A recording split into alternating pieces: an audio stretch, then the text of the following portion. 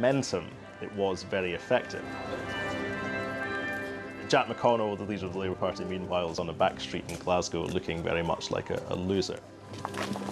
He is an adrenaline junkie in that way, and that's why he loves campaigns. He loves the attention. It's you know, not in a particularly egotistical way, just because if you're someone who thinks you've got a message, the idea of having the eyes of the world upon you to deliver that message is as good as it gets in politics. So of course he's a showman, but rather that than dreary, dull and utterly uninspiring. Now, if the SNP had emerged as not winning the election and Labour had, it all, of course, would have looked tremendously silly and presumptuous. But it didn't. That was the crucial thing. It looked presidential. It looked as if Salmond was going to win the election, and he did. The gamble had paid off. Alex Salmond was elected for the first time to the Parliament sitting at Holyrood as the MSP for Gordon. Within a few days, he was elected First Minister of Scotland, the one and only position in government that he's ever held. Having made the long journey to First Minister, what style and qualities did he bring to government? I think he's restored people's faith in the Scottish Parliament. Things were getting to a bit of a low ebb after two coalition administrations. I think that what we've done is shown that competent government in Scotland can take place and can be good for Scotland. And I think Alex has been very much a figurehead of that. I think he's also made Scottish politics more interesting. A view not shared by his political rivals. If you look at the catastrophe of the Scottish banks, that wasn't made in London, that was made in Edinburgh. And you know, this is the man who actually said that he personally approved the RBS takeover of the Dutch bank ABN. Well, if he did, then that says something about his judgment. His energy policy, you know, it is just, you know, pie in the sky. And, you know, he is very rarely, though, is he questioned about these things. And the result is that he's got away with bringing him out of a situation where even to question him is to be accused of negativity. I would classify the SNP government and the members of the leadership after 2007 election as falling into the trap of managerialism. Now, I understood that they had to prove themselves credible, and they certainly did. They were far better than the previous Labour people. But then the managerialism became all. They never campaigned outside that chamber at all. For independence? For anything, as a matter of fact. There's an interesting question there. Have the ease and status of high office subdued Alex Salmond's passion to set Scotland free? You look very comfortable as First Minister. I should hope so. Do you want me to be uncomfortable? No, but you just look a bit too comfortable. Oh, I see. I think there are some people. I mean, you're doing well in the campaign. Last thing I like in London is a Scot who looks comfortable. You should look at. It's not Scots who look comfortable you want to watch out for. It's what was it P.G. Wodehouse said? It's not difficult to tell the difference between a ray of sunshine and a Scot with a grievance.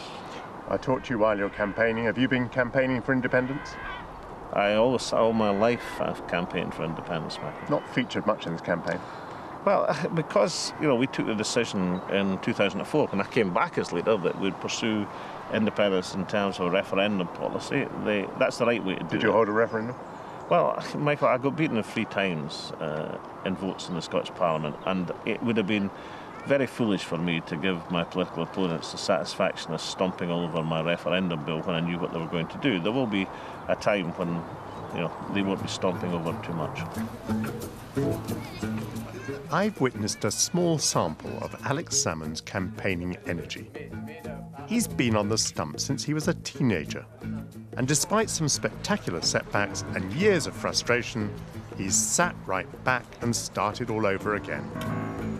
As one who's had his ups and downs in politics, I wondered whether it was the bear pit of Scottish politics that had given him that resilience. I think there's a tendency in the Scottish National Party to recognise how great the odds are against you, and therefore always to be prepared to come back no matter what happens. I mean, you've got to remember, you know, Alec is of a generation in the SNP as I am, you know, where with the exception of the 1970s, it was a pretty miserable time in the early 60s, 70s, early 80s, certainly through the 80s. So in those circumstances, you've got to, if you're going to stay in politics, be resilient. But he's resilient as a human being, without a doubt. During the course of making this film, I watched an amazing shift in public support. Going into the election, Labour led in the polls. But the campaign produced perhaps the biggest turnaround in any modern British election. Politicians pretend to ignore opinion polls. Yeah, right. Good polls fire your adrenaline, and bad polls make you want to hide away. The prediction was that Alex Salmond could achieve something close to an overall majority. I'm told that those close to him were sceptical that things could be that good. In fact, they turned out better.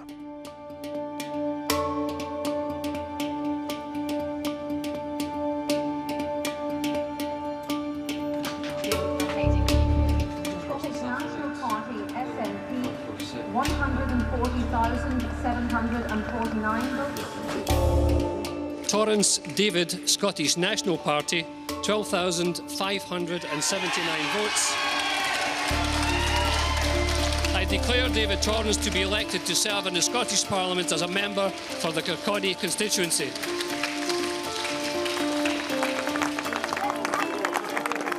After the SNP landslide, this is a changed Scotland. The party asked, keep Alex Salmond as First Minister, and the voters duly did. Scotland said yes, not to independence, but to Alex Salmond for his competence, charisma, gambles and showmanship. They've handed him an overall majority. Now nothing can stop him bringing forward a referendum on Scotland's future. How close is he now to delivering independence? If the SNP were to change its tactic and its narrative, I think it would find itself so close to independence it would probably frighten it. Because although people are not interested per se in independence or devolution or any other constitutional question, they are interested in how they live their life and what future their children are likely to have, and in how services are delivered in present-day Scotland. And if it is proved to them, if they come to believe that these would be better delivered by a sovereign Scottish Parliament, then people would vote for that. Can we Unionists be confident that he won't win a referendum on independence? Nobody going into a referendum can be confident that they're going to win on either side. This has to be fought for. I mean, I think a lot of the people who voted for the Nationalists at the Scottish election weren't voting for independence. The big question as to whether or not we remain part of the United Kingdom and how that affects each and every one of us and our children and generations to come, that's one that has got to be fought in detail, which is why there has to be the political space, whether Alex Salmond likes it or not, to be critical of what he is saying, because some of it, frankly, doesn't stand up. Let me summarise now the strength of Alex Salmond's position to you.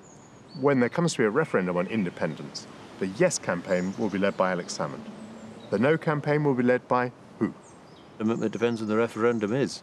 But my guess is it will be led by people from right across the spectrum. But, you know, the people in Scotland are not, you know, are very aware of what's at stake here. This isn't going to be a beauty contest. You know, this is something that would happen, and if it happened, it would happen forever. Perhaps so. But what sort of autonomy might be offered to the Scots in a referendum? I think the SNP has been on a journey these last few years. In the past, when power was a distant prospect, independence was simply a slogan. As they've gained power, they're having to think about it. They're having to mature. And the notion of independence, I think, is in transition.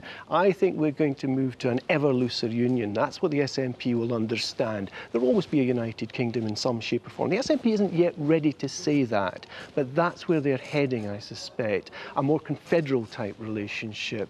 Maybe this election result will give the SNP leadership the courage to say what I believe they actually think.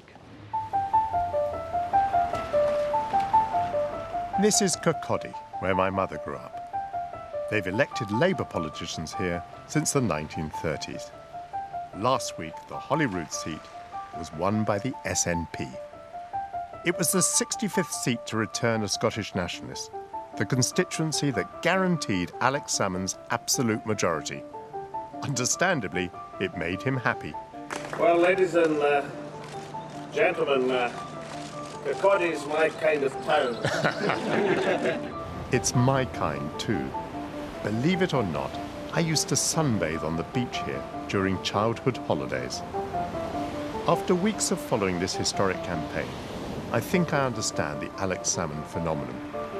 But the election result has thrown up a bigger question concerning the future of the United Kingdom. People in Scotland tell me there's little support for independence. But as the recent referendum in the UK on the alternative vote shows, opinion shifts fast. And the First Minister's recent landslide re-election shows that he's persuasive.